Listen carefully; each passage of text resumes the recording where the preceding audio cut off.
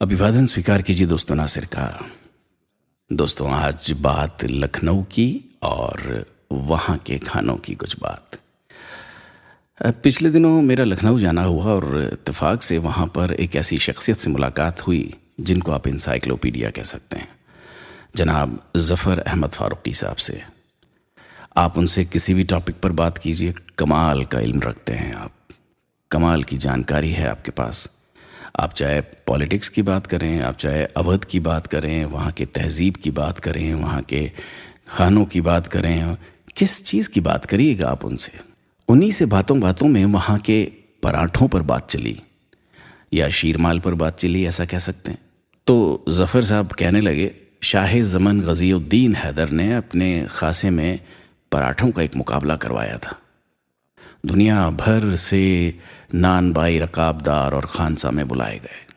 अब नवाब साहब की ख्वाहिश थी कि सबसे बेहतरीन पराठा तैयार हो जो कभी भी खाया जा सके, गरम भी, ठंडा भी, सब्ज़ी के साथ भी, गोश्त या कबाब के साथ भी, चाय के साथ भी और रूखा भी।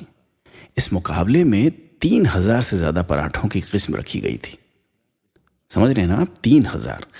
अब बाकायदा एक जूरी को मुंतखब किया गया था, यानी एक जजेस बैठाए गए थे जो इन पराठों की क्वालिटी और टेस्ट को कसौटी पर परख सके। इन मुकाबलों में पुराने लखनऊ की चावल वाली गली के पास रहने वाले एक बावर्ची फज्जू भी पहुंच गए वहाँ पे। अब ज़फ़र साहब यहाँ पे आगे बताते हैं कि अब चूंकि हज़ारों लोग वहाँ पर पहुँचे हुए थे, उसमें फज्जू ने जो पराठा बनाया था उसको चख कर हर कोई उसका दीवाना हो गया। फज्जू ने इस पराठे का नाम शीर माल रखा। वैसे फ़ारसी भाषा में शीर दूध को और माल घी को कहते हैं। दूध और घी से तैयार किए गए इस पराठे को शीर माल नाम दिया गया। हर श्रृंगार के फूलों से नारंगी रंग और ज़ाफ़रान से केसरिया रंग को मिलाकर इसको बेहद शानदार रंग दिया गया, जो तमाम पराठों में सबसे अलग चमक रहा था। सबकी निगाहें फज्जू की सजाई मेज़ पर पड़ रही थी। आखिरकार मुकाबला शुरू हुआ। फिर जूरी ने 3000 पराठों में से कुल 11 पराठे नवाब साहब के सामने पेश किए, जिसमें फज्जू की बनाई शीरमाल भी शामिल थी।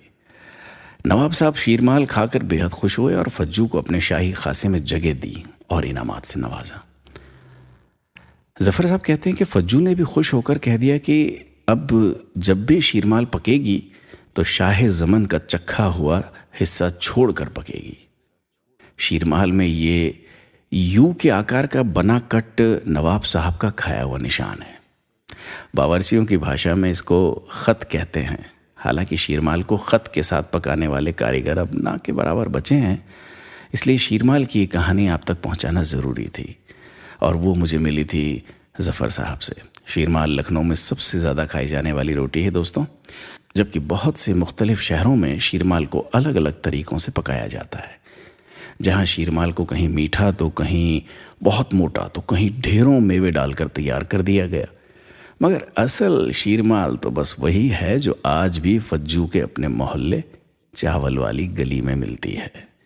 और लखनऊ के हर आयोजन, चाहे वो खुशी हो या गम हो, अमीर का हो या गरीब का हो, शीरमाल हर दस्तरखान की जीनत आज भी बनी हुई है। बहुत शुक्रिया ज़फ़र साहब आपकी इस खूबसूरत जानकारी के लिए।